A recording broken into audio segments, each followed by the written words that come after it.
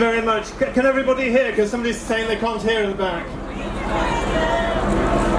If you can't hear, you wouldn't know, would you? Anyway, I retired a year ago from my work as consultant paediatrician, and I have the privilege of working with disabled children and their families, and the added privilege, of course, of defending Lewisham Hospital, which is still incredibly busy and incredibly successful.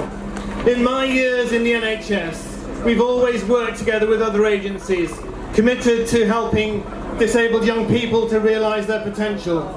We in the NHS achieved real integrated care with other agencies. Our skill and our commitment in the staff was working together with patients. We don't need Simon Stevens or STPs to tell us what integration means. Now, as co-chair of Keep Our NHS Public, a job I didn't really plan for in retirement, the fight is on to save the very services that those families that I've worked with for 25 years rely on. This government is ideologically opposed to funding public services. It's contemptuous of staff working themselves into the ground. Instead of the integration it speaks of, it is disintegrating the NHS and social care. It's breaking apart the NHS and creating a system, as we've heard, where increasingly private companies make profit from our suffering. The government puts this through. This is such a wonderful day because so many people here show us that we've woken up. But the government has been peddling lies repeatedly, and one of them is that community care will replace the need for 30% of hospital beds. And what's the result? 15,000 hospital beds have been lost in the last 6 years. And in January, there were scenes of a child waiting assessment for meningitis, asleep on 2 chairs in casualty for 8 hours before he was even assessed.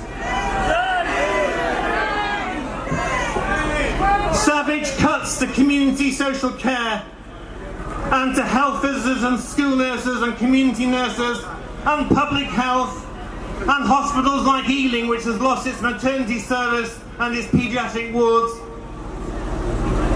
mean that the lie about community care has been exposed. Community care is not cheaper, it will not save money, it will not reduce the need for hospitals, and it needs massive investment, not cuts.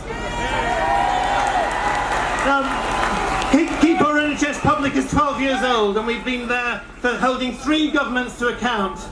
We've got local campaign groups up and down the country.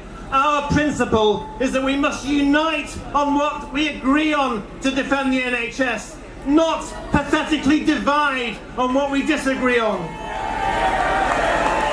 If we learn anything from the Conservative Party in their ideological hatred of the NHS and public services, we must unite to come together to demand a united call for a public service, publicly funded and publicly provided.